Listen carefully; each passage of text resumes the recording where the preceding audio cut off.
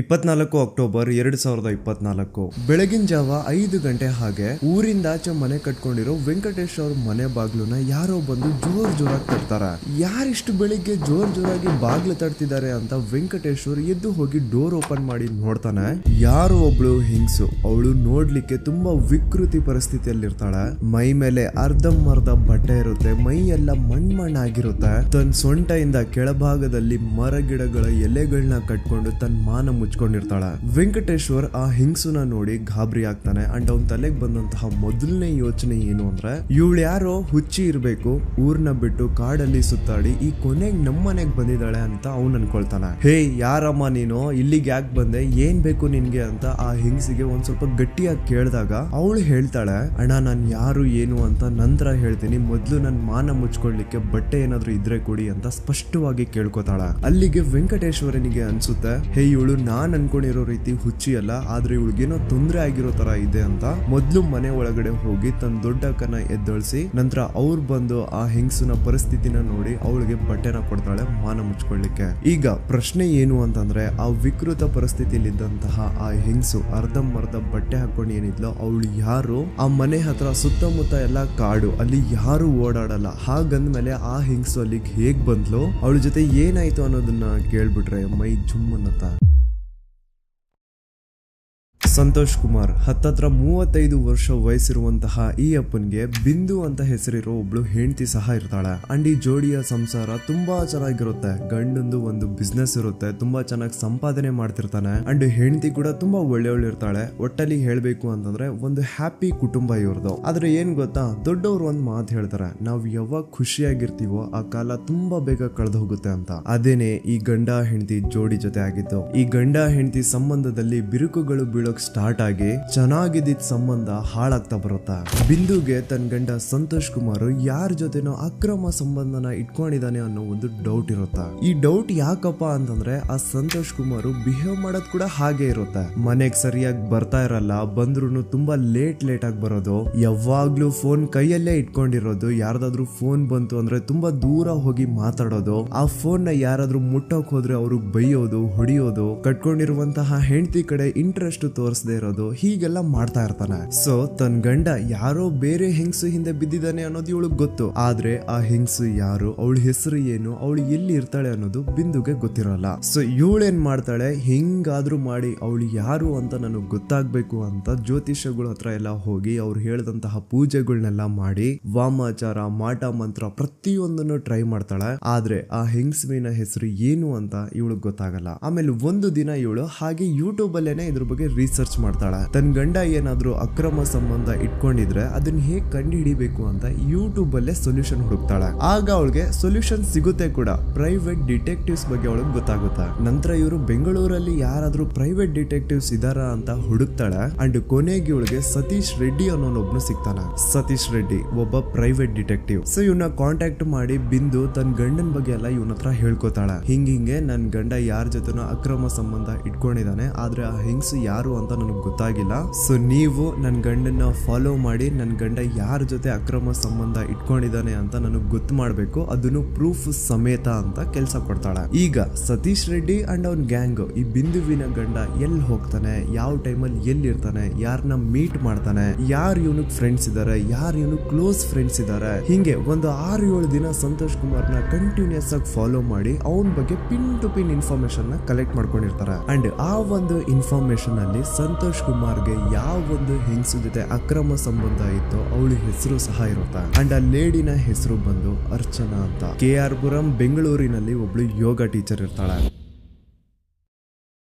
ಅರ್ಚನಾ ಇವಳಿಗೂ ಮದುವೆ ಆಗಿ ತುಂಬಾ ದೊಡ್ಡ ಮಕ್ಳು ಇರ್ತಾರೆ. ಅಂಡ್ ಇವಳು ತನ್ನ ಪ್ಯಾಷನ್ ಯೋಗನ ಪ್ರೊಫೆಷನ್ ಆಗಿ ಚೂಸ್ ಮಾಡ್ಕೊಂಡು ಬೇರೆಯವ್ರಿಗೆ ಯೋಗನ ಹೇಳ್ಕೊಟ್ಟು ಅದ್ರ ಮೂಲಕ ಅರ್ನಿಂಗ್ ಮಾಡ್ತಿರ್ತಾಳೆ. ಸೊ ಇವಳೇನದು ಯೋಗ ಕ್ಲಾಸಸ್ ನ ನಡೆಸ್ತಾ ಇದ್ಲು, ಅದರ ಮಾರ್ನಿಂಗ್ ಬ್ಯಾಚ್ ಅಲ್ಲಿ ಸಂತೋಷ್ ಕುಮಾರ್ ಇವಳ ಯೋಗ ಕ್ಲಾಸಸ್ಗೆ ಬರ್ತಾ ಇದ್ದ. ಸುಮಾರು ವರ್ಷಗಳಿಂದ ಸಂತೋಷ್ ಕುಮಾರ್ ಆ ಯೋಗ ಕ್ಲಾಸಸ್ಗೆ ಹೋಗ್ತಿರೋದ್ರಿಂದ ಸಂತೋಷ್ಗೂ ಹಾಗೂ ಅರ್ಚನಾಗೂ ತುಂಬಾ ಒಳ್ಳೆ ಪರಿಚಯ ಇರುತ್ತೆ. ನಂತರ ಆ ತುಂಬಾ ಒಳ್ಳೆ ಪರಿಚಯ ಹೋಗಿ ಫ್ರೆಂಡ್ಸ್ ಆಗ್ತಾರೆ. ಫ್ರೆಂಡ್ಸ್ ಹೋಗಿ ಅಕ್ರಮ ಸಂಬಂಧ ಇಟ್ಕೋತಾರ. ಈಗ ಪ್ರೈವೇಟ್ ಡಿಟೆಕ್ಟಿವ್ ಸತೀಶ್ ರೆಡ್ಡಿಗೆ ಸಂತೋಷ್ ಕುಮಾರ್ ನ ಪಿನ್ ಟು ಪಿನ್ ಇನ್ಫಾರ್ಮೇಶನ್ ಗೊತ್ತಾಯ್ತು. ಅಷ್ಟೇ ಅಲ್ಲದೆ ಆ ಡಿಟೆಕ್ಟಿವ್ ಏನ್ ಮಾಡ್ತಾನೆ, ಸಂತೋಷ್ ಕುಮಾರ್ ನ ಫಾಲೋ ಮಾಡಿ ಸಂತೋಷ್ ಹಾಗೂ ಅರ್ಚನಾ ಏನ್ ಪ್ರೈವೇಟ್ ಆಗಿ ಮೀಟ್ ಮಾಡ್ತಿದ್ರು ಅದನ್ನೆಲ್ಲ ಫೋಟೋ ಇಟ್ಕೊಂಡು ಹೋಗಿ ಬಿಂದುಗೆ ತೋರಿಸ್ತಾನೆ. ನೋಡಮ್ಮ, ನಿನ್ ಗಂಡ ಇವಳ ಜೊತೆನೆ ಅಕ್ರಮ ಸಂಬಂಧ ಇಟ್ಕೊಂಡಿರೋದು ಅಂತ. ಪಾಪ ಈ ಕಡೆ ಹೆಂಡತಿ ಬಿಂದುಗೆ ಆ ಫೋಟೋಸ್ನೆಲ್ಲ ನೋಡಿ ಹೃದಯನೇ ಚೂರ್ ಚೂರಾಗ್ಬಿಡುತ್ತೆ. ಆ ಫೋಟೋಸ್ ಎಲ್ಲ ನೋಡಿದ್ರು ಸಾಕ್ಷಿ ಕಣ್ಮುಂದೆ ಇದ್ರು ಅವಳು ಹೇಳ್ತಾಳೆ,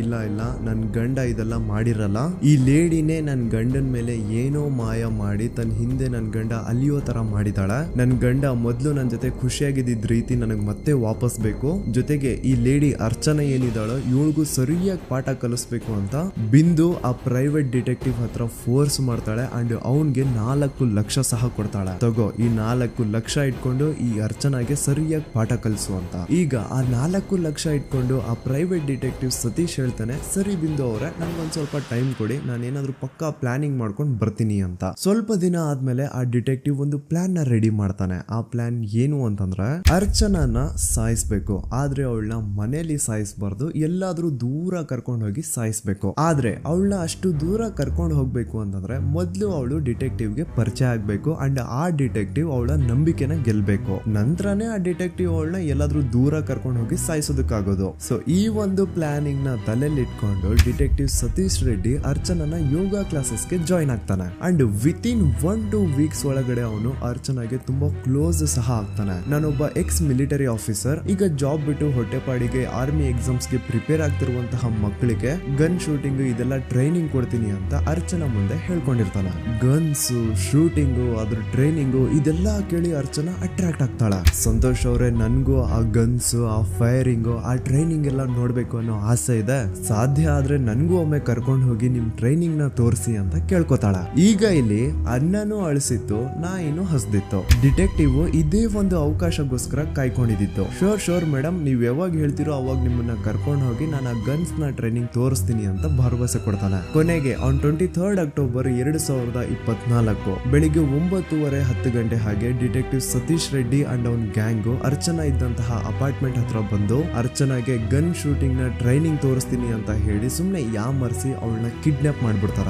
ನಂತರ ಇಡೀ ಬೆಂಗಳೂರು ಸುತ್ತಮುತ್ತ ಯಾವ್ದಾದ್ರು ಸೈಲೆಂಟ್ ಆಗಿರುವಂತಹ ಜಾಗ ಏನಾದ್ರು ಸಿಗ್ಬಹುದು ಅಂತ ಫುಲ್ ಓಡಾಡ್ತಾರೆ. ಆದ್ರೆ ಅವ್ರಿಗೆ ಎಲ್ಲೂ ಯಾವ್ದೂ ಜಾಗ ಸಿಗಲ್ಲ. ಕೊನೆಗೆ ಇವ್ರು ಏನ್ ಮಾಡ್ತಾರೆ, ಚಿಕ್ಕಬಳ್ಳಾಪುರ ಜಿಲ್ಲೆಯ ಶಿಡ್ಲಘಟ್ಟ ತಾಲೂಕಿನ ಗೌಡನಹಳ್ಳಿ ಹೋಗುವಂತಹ ದಾರಿಲಿ ಇದ್ದಂತಹ ಕಾಡಲ್ಲಿ ಕಾರ್ನ ಹೋಗಿ ನಿಲ್ಲಿಸ್ತಾರೆ. ಇಳಿದ್ ನೋಡ್ತಾರೆ, ಸುತ್ತಮುತ್ತ ಫುಲ್ ಕಾಡು, ಯಾರು ಓಡಾಡಲ್ಲ ಅಲ್ಲಿ. ಅಂಡ್ ಇದನ್ನ ಅಡ್ವಾಂಟೇಜ್ ಆಗಿ ತಗೊಂಡು ಆ ಸತೀಶ್ ರೆಡ್ಡಿ ಅಂಡ್ ಅವನ್ ಗ್ಯಾಂಗ್ ಯೋಗ ಟೀಚರ್ ಅರ್ಚನಾ ಮೇಲೆ ಅತ್ಯಾಚಾರ ಮಾಡ್ತಾರೆ. ಅಷ್ಟೇ ಅಲ್ಲದೆ ಅವಳ ಮೈ ಮೇಲೆ ಒಂದು ತುಂಡು ಬಟ್ಟೆ ಇಲ್ದಿರ ನಿಲ್ಸಿ ಅವಳಗ್ ಸರಿಯಾಗಿ ಕಿರುಕುಳ ಕೊಡ್ತಾರೆ. ಹೊಡಿಯೋದು, ಬಡಿಯೋದು, ಅವಳ ಬಾಡಿ ಪಾರ್ಟ್ಸ್ ನ ಹಿಂಗ್ ಬೇಕೋ ಹಂಗೆ ಉಜ್ಲಾಡೋದು. ಕೊನೆಗೆ ಅವಳಿಂದ ತನ್ನ ಎಲ್ಲಾ ದೈಹಿಕ ಆಸೆಗಳನ್ನ ತೀರಿಸ್ಕೊಂಡ್ಮೇಲೆ ಅವಳನ್ನ ಒಂದು USB ಕೇಬಲ್ ಇಂದ ಕತ್ತಿಜ್ಕಿ ಸಾಯಿಸ್ಬಿಡ್ತಾರ. ಇವ್ರು ಎಷ್ಟು ಕೇರ್ಲೆಸ್ ಇದ್ರು ಅಂತಂದ್ರೆ ಅವಳು ಸತ್ ಹೋದ್ಮೇಲೆ ಈಗ ಎಲ್ಲಿ ಇವಳನ್ನ ಗುಂಡಿ ತೇಳಿ ಮಣ್ಣು ಮಾಡ್ಬೇಕು ಅಂತ ಅಲ್ಲೇ ಪಕ್ಕದಲ್ಲೇ ಮಳೆ ನೀರು ಹರಿದು ಒಂದು ಗುಂಡಿ ಇರುತ್ತೆ. ಅಂಡ್ ಅದು ತುಂಬಾ ದೊಡ್ಡದಾಗಿನೇ ಇರುತ್ತೆ. ಸೊ ಅಲ್ಲಿ ಅವಳ ದೇಹನ ಮಲಗಿಸಿ ಒಂದಿಷ್ಟು ಮಣ್ಣು ಹಾಕಿ ದೆನ್ ಅದ್ರ ಮೇಲೆ ಅಲ್ಲೇ ಅಕ್ಕಪಕ್ಕ ಇದ್ದಂತಹ ಮರ ಗಿಡಗಳ ಎಲೆಗಳನ್ನ ತಗೊಂಡು ಅವಳ ದೇಹನ ಮುಚ್ಚಿಬಿಡ್ತಾರ. ಮುಗೀತು, ಇವಳು ಸತ್ ಹೋದ್ಲು, ಈ ಕೇಸ್ ಇಲ್ಲಿಗೆ ಮುಗೀತು ಅಂತ ಅವ್ರೇನೋ ಅಲ್ಲಿಂದ ಹೋಗ್ಬಿಡ್ತಾರ. ಆದ್ರೆ ಅರ್ಚನಾ ಏನಿದ್ಲು, ಅವಳು ಸತ್ ಹೋಗಿರಲ್ಲ, ಅವಳು ಬದುಕಿರ್ತಾಳ. ಅವಳು ಲಾಸ್ಟ್ ಮೂಮೆಂಟ್ ಅಲ್ಲಿ ಬುದ್ಧಿವಂತಿಕೆನ ಯೂಸ್ ಮಾಡ್ಕೊಂಡು ಪ್ರಾಣಾಯಾಮ ಅನ್ನೋ ಒಂದು ಯೋಗ ಟೆಕ್ನಿಕ್ ನ ಯೂಸ್ ಮಾಡ್ತಾಳ. ಈ ಯೋಗ ಟೆಕ್ನಿಕ್ ಹೇಗೆ ಅಂತಂದ್ರೆ, ನೀವು ಉಸಿರಾಡ್ತಾ ಇರ್ತೀರಾ, ಆದ್ರೆ ನೀವು ಉಸಿರಾಡ್ತಾ ಇರೋದು ಆಪೋಸಿಟ್ ಪರ್ಸನ್ ಗೆ ಗೊತ್ತೇ ಆಗಲ್ಲ. ಸೊ ಈ ಪ್ರಾಣಾಯಾಮ ಯೋಗ ಟೆಕ್ನಿಕ್ ಜೊತೆ ನೀವೇನಾದ್ರೂ ಸತ್ ಹೋಗಿದ್ದೀನಿ ಅನ್ನೋ ತರ ಒಂದ್ ಸ್ವಲ್ಪ ನಾಟಕ ಮಾಡ್ಬಿಟ್ರೆ ಆಪೋಸಿಟ್ ಪರ್ಸನ್ ನೀವು ನಿಜವಾಗ್ಲೂ ಸತ್ ಹೋಗ್ಬಿಟ್ಟಿದ್ದೀರಾ ಅನ್ಕೋಬಿಡ್ತಾನೆ. ಅಂಡ್ ಅದೇನೆ ಆ ಡಿಟೆಕ್ಟಿವ್ ಅಂಡ್ ಅವ್ನ ಗ್ಯಾಂಗ್ ಕೂಡ ಅನ್ಕೊಂಡಿದ್ದು. ಅರ್ಚನಾ ಯೋಗನ ಒಂದು ಟೆಕ್ನಿಕ್ ಪ್ರಾಣಾಯಾಮನ ಮಾಡ್ತಾ ಇರ್ತಾಳೆ, ಅಂದ್ರೆ ತುಂಬಾ ನಿಧಾನಕ್ಕೆ ಉಸಿರಾಡ್ತಾ ಇರ್ತಾಳೆ. ಆದ್ರೆ ಇದು ಗೊತ್ತಾಗದೆ ಸತೀಶ್ ರೆಡ್ಡಿ ಅಂಡ್ ಅವ್ನ ಗ್ಯಾಂಗ್ ಏನ್ ಅನ್ಕೊಳ್ತಾರೆ, ಇವ್ಳು ಸತ್ ಹೋಗಿದ್ದಾಳೆ ಅಂತ ಅವಳನ್ನ ಅಲ್ಲೇ ಬಿಸಾಡಿ ಹೋಗ್ಬಿಡ್ತಾರ. ನಂತರ ಅವರೆಲ್ಲ ಅಲ್ಲಿಂದ ಹೋಗಾದ್ಮೇಲೆ ಅರ್ಚನಾ ಎದ್ದು ತನ್ನ ಮೈ ಮೇಲೆ ಇದ್ದಂತಹ ಅಲ್ಪ ಸ್ವಲ್ಪ ಮಣ್ಣನ್ನೆಲ್ಲ ಜರ್ಸಿ ಅಂಡ್ ಅವ್ರು ಅದೇನು ಬಾಡಿ ಕಾಣಿಸ್ಬಾರ್ದು ಅಂತ ಮರ ಗಿಡಗಳ ಎಲೆಗಳನ್ನ ಹಾಕಿ ಹೋಗಿದ್ರು ಅದನ್ನೇ ತಗೊಂಡು ಮೈ ಮೇಲೆಲ್ಲ ಸುತ್ಕೊಂಡು ಮಾನ ಮುಚ್ಕೋತಾಳ. ನಂತರ ಮಧ್ಯರಾತ್ರಿ ಕಣ್ಣಿಗೆ ಏನಂದ್ರೆ ಏನು ಕಾಣಿಸ್ತಾ ಇಲ್ಲ, ಅಷ್ಟೊಂದು ಕತ್ಲೆಯಲ್ಲಿ ಹಂಗೋ ಹಿಂಗೋ 3 ಕಿಲೋಮೀಟರ್ ವರ್ಗು ನಡ್ಕೊಂಡ್ ಬಂದು ಕೊನೆಗೆ ಅವಳಿಗೊಂದು ಮನೆ ಕಾಣಿಸಿ ಅಲ್ಲಿ ಹೋಗಿ ಸಹಾಯ ಕೇಳ್ತಾಳೆ. ಅಂಡ್ ಆ ಮನೆನೆ ನಾನು ಸ್ಟಾರ್ಟಿಂಗ್ ಅಲ್ಲಿ ಹೇಳಿದ್ದು ವೆಂಕಟೇಶ್ವರ ಅವ್ರ ಮನೆ. ನಂತರ ಮನೆಯವರೆಲ್ಲ ಅವಳಿಗೆ ಸಹಾಯ ಮಾಡಿ ದೆನ್ ಅರ್ಚನಾ ಪೊಲೀಸ್ ಸ್ಟೇಷನ್ ಹೋಗಿ ಒಂದು ಕಂಪ್ಲೇಂಟ್ ಸಹ ಕೊಡ್ತಾಳೆ and immediately private detective Satish Reddy and ಅವನ್ ಗ್ಯಾಂಗ್ ಸೇರಿ ಸುಪಾರಿ ಕೊಟ್ಟಂತಹ ಬಿಂದು ಸಹ ಅರೆಸ್ಟ್ ಆಗ್ತಾಳೆ. ಈ ಒಂದು ಕೇಸಲ್ಲಿ ಒಂದೇ ಒಂದು ಅಕ್ರಮ ಸಂಬಂಧ ಇಂದ ಎಷ್ಟೊಂದು ಜೀವನಗಳು ಹಾಳಾದ್ವು ಅಂಡ್ ಅದ್ರ ಜೊತೆ ಜೀವಕ್ಕೆ ಬೆಲೆನೇ ಇಲ್ಲ ನೋಡಿ. ಆ 4 ಲಕ್ಷನ ಆ ಇಡೀ ಗ್ಯಾಂಗ್ ಮೆಂಬರ್ಸ್ ಅಲ್ಲಿ ಹಂಚ್ಬಿಟ್ರೆ 1 ಲಕ್ಷನೂ ಬರಲ್ಲ ಒಬ್ಬೊಬ್ರಿಗೆ. ಸೊ ಇಷ್ಟು ಚಿಕ್ಕ ಅಮೌಂಟ್ಗೆ ಜೀವ ತಿನ್ಕೊಂಡ್ಬಿಡ್ತಾರೆ ಅಂದ್ರೆ ಯಪ್ಪ. ನಾನು ಇಲ್ಲಿವರೆಗೂ ಈ ಒಂದು ಅಕ್ರಮ ಸಂಬಂಧಗಳಿಂದ ಕುಟುಂಬಗಳು ಹಾಳಾಗೋದನ್ನ ನೋಡಿದ್ದೀನಿ ಹೊರತು ಯಾರು ಉದ್ಧಾರ ಆಗೋದನ್ನಂತೂ ನೋಡೇ ಇಲ್ಲ. 2 ನಿಮಿಷದ ಸುಖ ಗುರು, 2 ನಿಮಿಷದ ಸುಖಕ್ಕೋಸ್ಕರ ಇಡೀ ಜೀವನ ಕಂಬಿ ಎಣ್ಸೋ ತರ ಮಾಡ್ಕೋಬೇಡಿ. ಏನಾಗ್ಬಿಟ್ಟಿದೆ ಏನೋ ನಮ್ಮ ಸಮಾಜಕ್ಕೆ. ಓಕೆ, ಇಷ್ಟು ಹೇಳ್ತಾ ನಾನು ಈ ವಿಡಿಯೋನ ಇಲ್ಲಿಗೆ ಮುಗಿಸ್ತಾ ಇದ್ದೀನಿ. ಆದಷ್ಟು ಈ ವಿಡಿಯೋನ ನಿಮ್ಮ ಫ್ರೆಂಡ್ಸ್, ಫ್ಯಾಮಿಲಿ, ರಿಲೇಟಿವ್ಸ್ ಜೊತೆ ಶೇರ್ ಮಾಡಿ ಅಂತ ಹೇಳ್ತಾ ನಾನು ಮತ್ತೆ ಸಿಗ್ತೀನಿ ನೆಕ್ಸ್ಟ್ ವಿಡಿಯೋದಲ್ಲಿ. Sameer MD signing off. Gang ಮರಿಬೇಡಿ, ನಿಕ್ನ ಟೆಲಿಗ್ರಾಮ್ ಚಾನಲ್ ನ ಲಿಂಕ್ ಸಹ ಪಿನ್ ಕಮೆಂಟ್ ಅಲ್ಲೇ ಕೊಟ್ಟಿರ್ತೀನಿ. ಅವ್ರಿಗೆ ಹೋಗಿ ಐ ವಾಂಟ್ ಸಾಫ್ಟ್ವೇರ್ ಅಂತ ಟೆಕ್ಸ್ಟ್ ಮಾಡಿ ಅಂಡ್ ಆ ಒಂದು ಸಾಫ್ಟ್ವೇರ್ ನ ಫ್ರೀ ಆಗಿ ಪಡ್ಕೊಳ್ಳಿ.